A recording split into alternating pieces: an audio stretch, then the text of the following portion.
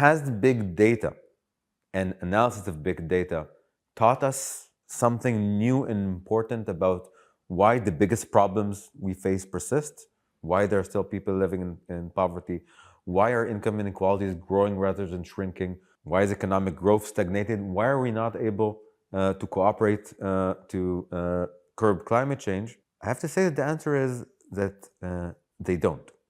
That's part of the reason why at ERI, while we use the innovations, and we definitely are part of the trend of using big data because there's a lot to be learned, often it's not a question of how much data you have, it's a question of whether you have the right data and you know what to do with it.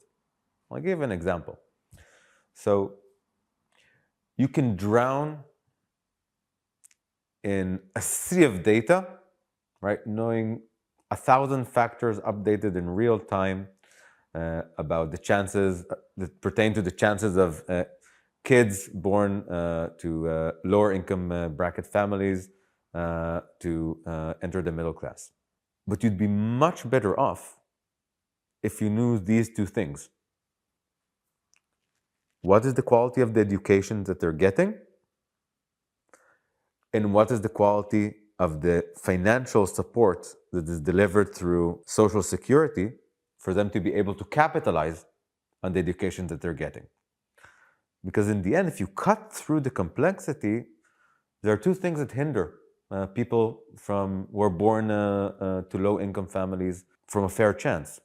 The first is that there's a strong correlation between socioeconomic status and the quality of education you receive. So you come to the job market with less skills.